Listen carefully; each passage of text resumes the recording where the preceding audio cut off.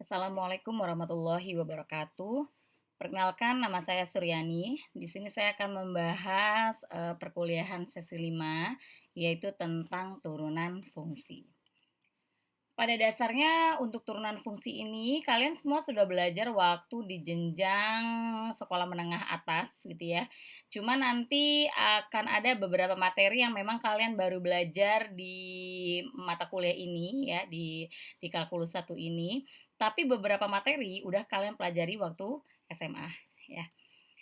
Nah, definisi turunan itu misalkan ada fungsi f yang terdefinisi pada selang terbuka I yang memuat C.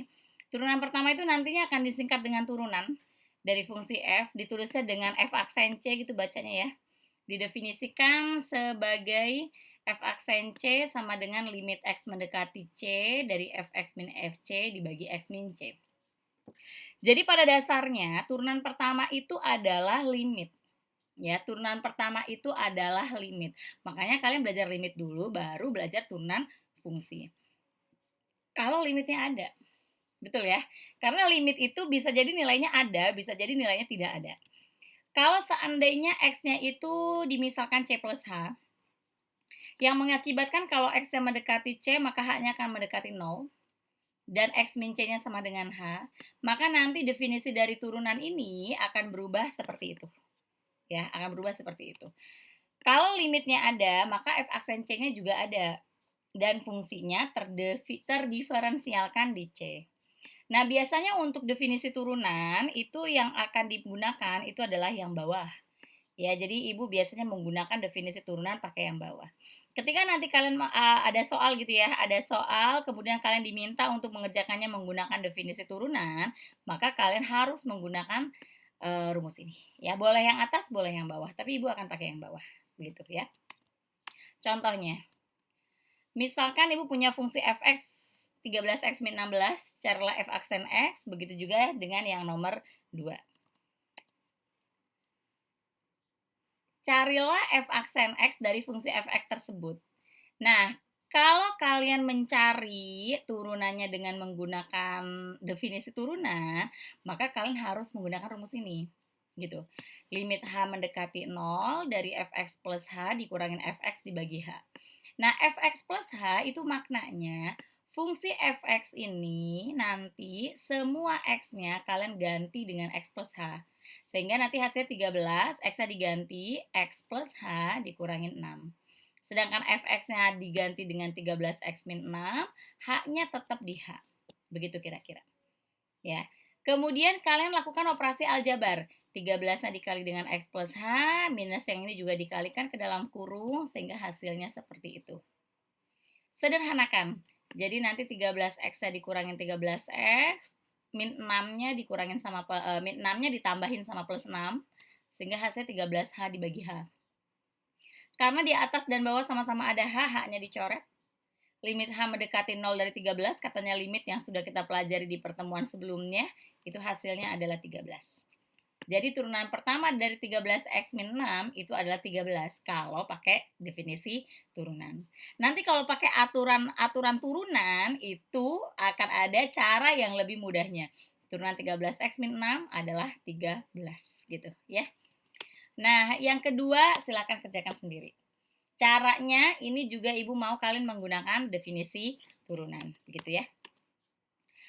Kalau kemudian ada teorema, jika f aksen C-nya ada, maka f-nya kontinu di C. Setuju ya? Jadi kalau limitnya ada, turunannya ada. Kalau turunannya ada, maka dia kontinu di C. Gitu ya. Itu adalah gambarannya. Nah, notasi turunan nantinya yang akan digunakan itu tergantung dari problem yang kita hadapin. Boleh dy per dx, boleh per d per dx dari si y-nya, atau mungkin ini yang baru buat kalian ya, ini derivatif variabel y terhadap x gitu bacanya. Ini y aksen, f aksen x, ini d per dx dari fx. Jadi notasi turunan itu kalau kalian nanya, Ibu nanti pakai mana? Kayaknya semuanya gitu. Jadi tergantung dari problem yang kita kita hadapin. Sebenarnya bebas sih kalian mau pakai yang mana, boleh pakai langsung F aksen X atau Y aksen, nantinya akan sering digunakan, atau juga nanti akan menggunakan notasi ini, D per dx dari fungsinya, begitu ya. Nah, ini adalah aturan derivatif dengan satu variabel bebas, karena kalau di kalkulus 1 memang pembahasan kalian itu variabel bebasnya hanya ada satu, tapi nanti di kalkulus 2 variabel bebasnya baru ada lebih dari satu gitu ya. Yang pertama aturan fungsi konstanta, jadi turunan dari suatu konstanta adalah 0. Turunan dari suatu konstanta adalah 0. Gitu. Contohnya ya, turunan dari 5. Jadi kalau Y-nya sama dengan 5, maka Y aksennya 0. Karena 5 itu adalah konstanta. Turunan dari 1, 0 juga. Turunan dari min 1, 0 juga. Jadi intinya turunan semua konstanta itu adalah 0. Yang kedua, aturan fungsi identitas. Jadi kalau fx-nya adalah x, maka df per dx-nya adalah 1. df per dx-nya adalah 1 kalau fx-nya x. Tapi kalau y-nya sama dengan t, kemudian yang ditanyain dy per dx, hasilnya 0. Karena yang di sini variabelnya t, tapi diturunkannya terhadap variabel x. Nggak ada x ya kan? Berarti t ini adalah konstanta, maka turunannya adalah 0. Hati-hati, variabelnya apa, diturunkannya terhadap apa, gitu ya. Nah, aturan pangkat turunan dari x pangkat n itu adalah n dikali x pangkat n min 1. Contohnya, turunan dari x pangkat 2. Jadi ya aksennya, 2-nya taruh di depan, x pangkatnya dikurangin 1. 2 dikurangin 1, 1. Enggak ibu tulis. Y sama dengan x pangkat 5. Maka turunan pertamanya, 5-nya taruh di depan, n, x, n-nya dikurangin 1, berarti 5 dikurangin 1, 4. Begitu. Y sama dengan x pangkat min 2.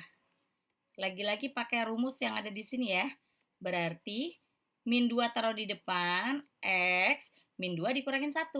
Hati-hati ya, min 2 dikurangin 1, minus 3. Y sama dengan akar x. Nah, kita tidak berbicara tentang akar, tapi kita berbicara tentang pangkat. Sehingga kalian harus merubah terlebih dahulu bentuknya. Akar x-nya diubah terlebih dahulu menjadi x pangkat setengah. Maka ya x pangkat setengah, maka y aksennya adalah setengah, taruh di depan, baru setengahnya dikurangin 1. Setengah dikurangin 1 minus setengah. Nah, seperti itu kira-kira. Jadi nanti bentuknya macam-macam. Kalau bentuknya belum menjadi bentuk pangkat, maka kalian ubah terlebih dahulu menjadi bentuk pangkat ya. Oke, lanjut ya. Berikutnya adalah aturan kelipatan konstanta. Jadi kalau ada fungsi dikalikan dengan suatu konstanta, maka rumusnya itu adalah konstantanya ditulis ulang, kemudian fungsinya kalian turunkan. Contohnya, Y sama dengan 2x pangkat 4. Maka turunannya itu adalah 2-nya karena konstanta dia ditulis ulang, dikali sama turunan x pangkat 4. Nah, turunan dari x pangkat 4 itu adalah 4x pangkat 3. Udah, kalian tinggal sederhanakan. 8x pangkat 3. Kira-kira seperti itu. Ya, untuk aturan yang keempat. Kemudian aturan yang kelima itu aturan jumlah dan selisih. Artinya kalian turunkan ya. Kalian turunkan masing-masing. Jadi turunan dari fx-nya berapa, turunan dari gx-nya berapa, baru kalian jumlahkan atau kalian kurangkan. Contohnya, y sama dengan 2x pangkat 3 min 5x plus 1. Gitu. Jadi turunannya itu adalah, nah ini kalian boleh langsung, turunan dari 2x pangkat 3 itu boleh langsung 2 dikali sama 3. Berarti 6x pangkatnya dikurangin 1. 3 dikurangin 1, 2. Turunan dari min 5x itu adalah min 5, karena tadi turunan dari x adalah 1 gitu ya. Kemudian turunan dari 1 adalah 0, karena dia konstanta. Maka turunannya adalah 6x kuadrat minus 5. Kira-kira seperti itu. Kemudian berikutnya yang keenam adalah aturan hasil kali. Aturan hasil kali ini UV. Ada rumusnya. Ya. Jadi, nanti rumusnya itu adalah U aksen V ditambah U V aksen. Yang jadi U adalah fungsi yang pertama, yang jadi V adalah fungsi yang kedua. Biasakan seperti itu. Untuk aturan hasil kali ada rumusnya. Begitu juga aturan hasil bagi. Kalau aturan hasil kali dia ditambah, kalau aturan hasil bagi dia dikurang. Rumusnya sama, U aksen V min UV aksen dibagi sama V kuadrat yang di sini. Kemudian berikutnya ada aturan rantai. Jadi kalau aturan rantai itu nanti Y-nya dimisalkan fungsi dalam variabel U, kemudian U-nya itu adalah fungsi dalam variabel X-nya. Sehingga rumusnya itu pakai rantai. dy per dx sama dengan dy per du dikali du per dx. Jadi kita nurunkannya lewat variabel U-nya. Ya, kira-kira seperti itu. Dan hati-hati ya, ketika kalian mengerjakan turunan dari suatu fungsi, biasanya yang kalian lupakan itu adalah 3 aturan ini. Aturan hasil kali, aturan hasil bagi, dan aturan rantai. Nah, biasanya kalian melupakan 3 hal ini karena kalian fokusnya sama aturan jumlah atau selisih. Ingat-ingat ya, hasil kali, hasil bagi, sama rantai ada rumusnya gitu. Oke, contohnya. Tentukan turunan pertama dari fungsi-fungsi berikut. Ibu ada 5 contoh soal untuk aturan ini. Yang pertama, turunan dari 2x pangkat 3 plus 4x kuadrat min 3x min 100. Jadi ini adalah aturan jumlah selisih ya. Gitu. Jadi turunin sendiri-sendiri. Turunan dari 2x pangkat 3 adalah, ini langsung dikali ya, 2 sama 3-nya. 6x pangkat 2 karena pangkatnya dikurangin. Ditambah 4 kali 2, 8. Pangkatnya dikurangin jadi X. Turunan dari min 3X adalah min 3. Turunan dari min 100 karena konstanta, maka 0 hasilnya. Gitu. Itu adalah turunannya. Paham ya? Lanjut. Yang kedua. Y-nya adalah 2 akar X ditambah 3 per X pangkat 3. Ini aturan jumlah selisih. Tapi fungsi kalian nggak bisa nyari turunannya. Sehingga kalian harus mengubah terlebih dahulu bentuknya. Akar X-nya diubah jadi X pangkat setengah. Karena ini pangkatnya di bawah, kita naikin ke atas jadi pangkat min 3, katanya eksponensial. 2x pangkat setengah ditambah 3x pangkat min 3. Kalau bentuknya udah pangkat, baru kalian turunkan. Pakai jumlah dan selisih ya, secara keseluruhan. Sama aturan pangkat dan sisanya. Turunan dari 2x pangkat setengah itu adalah 2 dikali setengah. 2 dikali setengah 1 ya. Kemudian pangkatnya dikurangin 1, jadi min setengah. Turunan dari 3x pangkat min 3 itu berarti 3 dikali min 3. Min 9 pangkatnya dikurangin 1, jadi min 4. Nah gitu nulisnya. 2 kali setengah x pangkat min setengah, 3 kali min 3 x pangkat min 4. Ya, jadi ini karena nilainya 1, kemudian karena dia negatif, jadinya positif kita taruh di bawah. Kemudian ini min 9, supaya jadi positif kita taruh di bawah, katanya eksponen, gitu. Oke, yang ketiga. X pangkat 3 plus X pangkat 8. Nah, ini kalian pakai aturan rantai. Ada yang dimisalkan U, di mana U itu adalah fungsi dalam variabel X. Berarti U-nya adalah X pangkat 3 plus X. Gitu. Berarti nanti Y-nya adalah U pangkat 8. Gitu. Ya, caranya seperti itu. Kemudian kalian cari DU per DX, DY per DU. DU per DX itu artinya U-nya diturunkan terhadap variabel X. dy per du itu artinya y-nya diturunkan terhadap variabel u. Nah, masuk rumus. Gitu. dy per du berarti kalian lihatnya di sini. U pangkat 8 diturunkan terhadap variabel u. Berarti jawabannya 8 u pangkat 7. Ya, 8 u pangkat 7. Kemudian du per dx berarti kalian lihatnya di sini. Jadinya 3x pangkat 2 ditambah 1. Jangan lupa variabel kita nggak ada variabel u ya. Jadi variabel kita itu ada di variabel X. Sehingga U-nya kalian kembalikan lagi ke pemisalan. X pangkat 3 plus X. Yang bisa dikali, ini kan karena dia pangkat 7, jadi nggak bisa dikali dengan siapapun. Berarti 8-nya ini bisa kalian kalikan ke belakang sini. Ketiga X kuadrat plus 1 pakai perkalian pelangi. Nah, itu hasil akhirnya. Ini cara yang pertama. Cara yang kedua, kalian boleh pakai, nah ini nanti si aturan rantai, Ibu akan sering pakai cara yang kedua ya.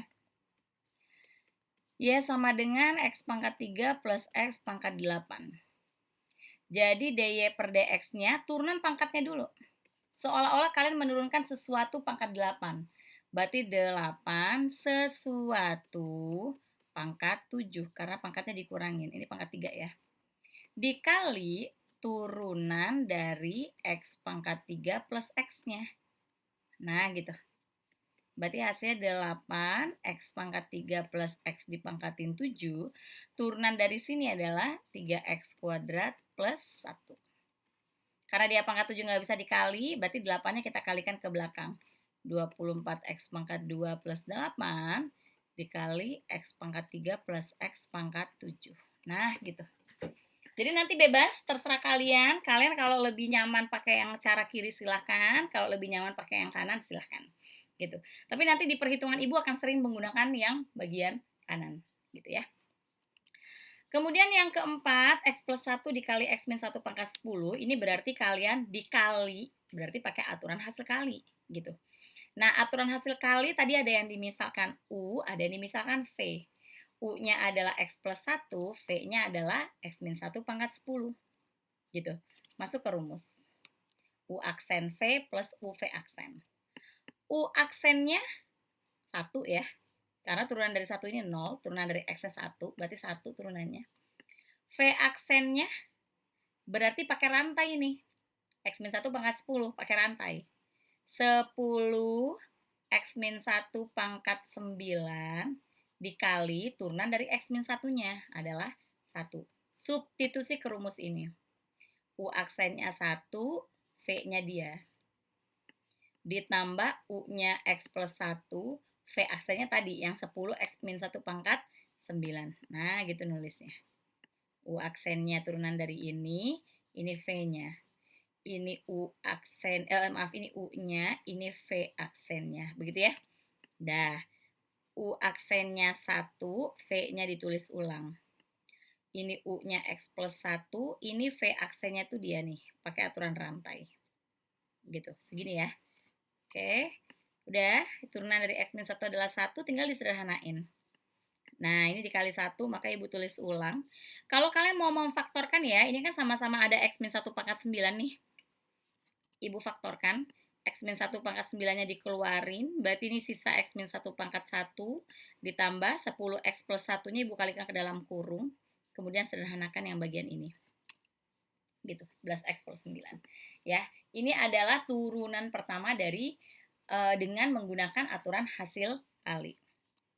Nah, berikutnya bentuknya operator utamanya itu adalah bagi nih. Jadi turunannya pakai aturan hasil bagi.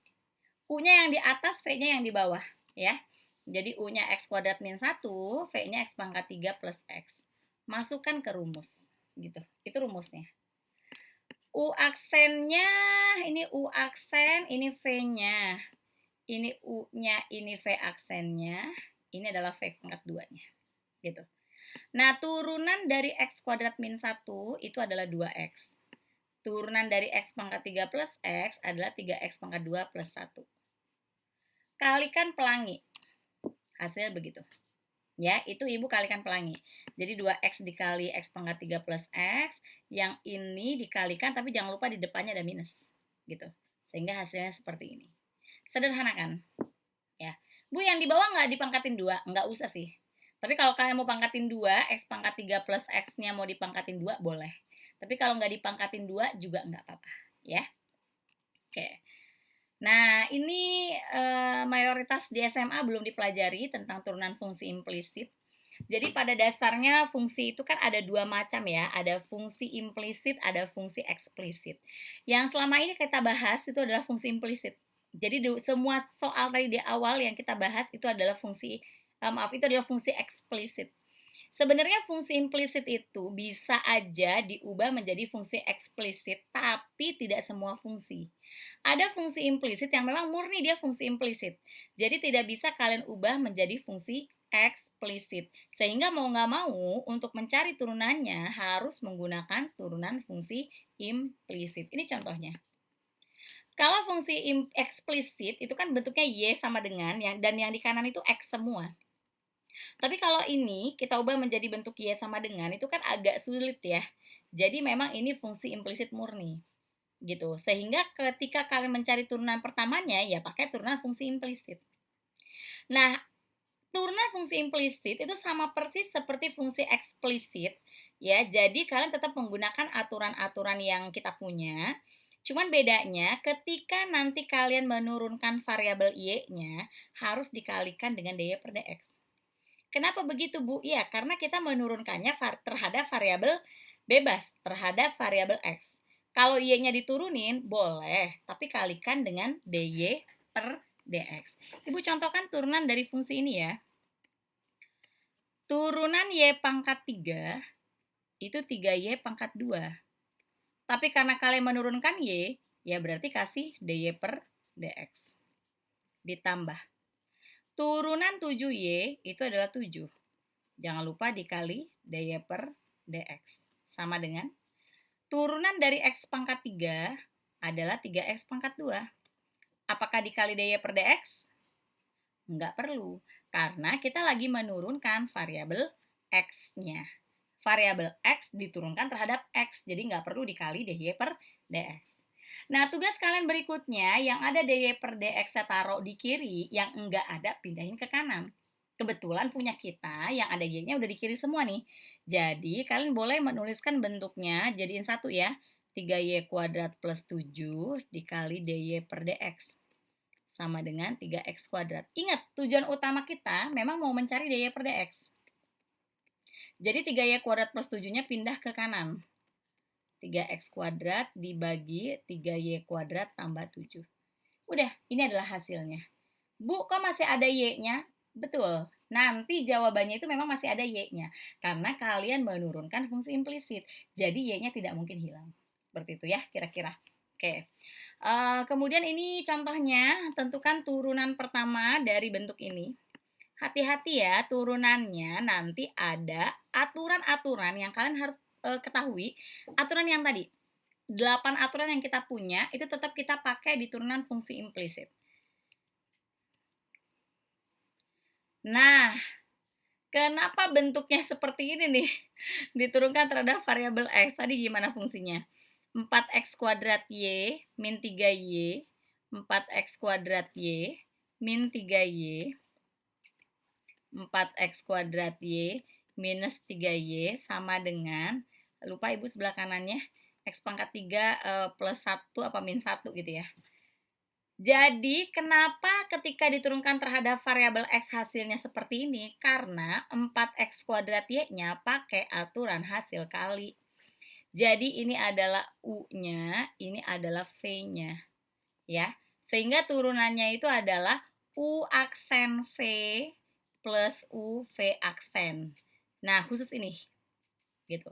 U aksennya berarti turunan dari 4x pangkat 2 itu adalah 8x, v-nya adalah y, u-nya adalah 4x kuadrat.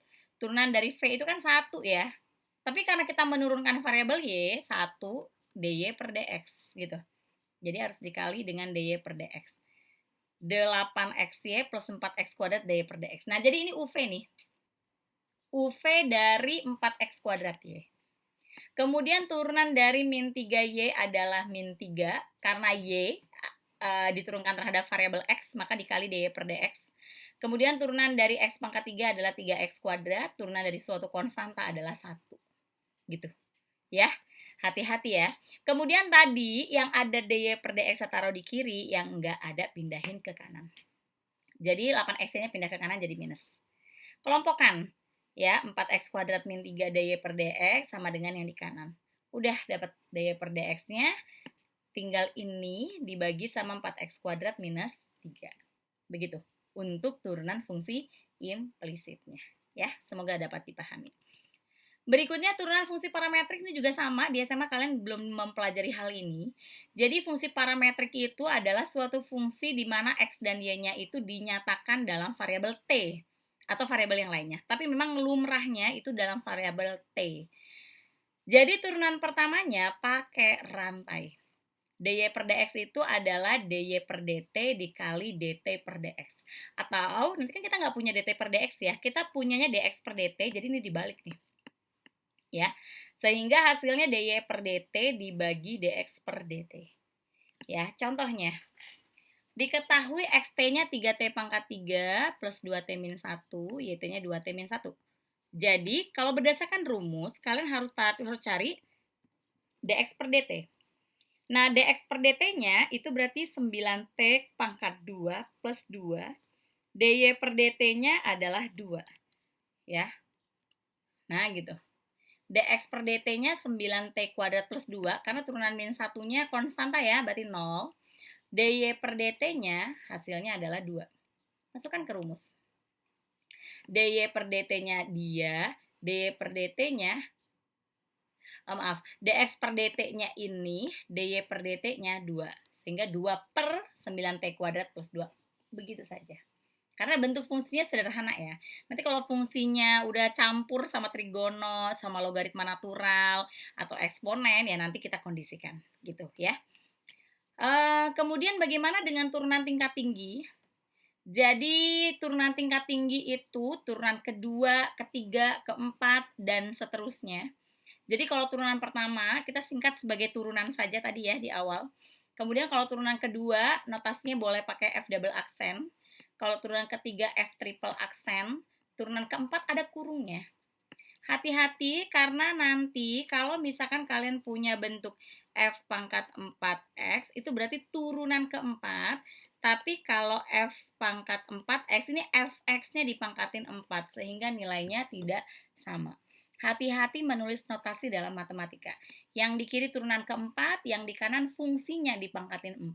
Seperti itu ya.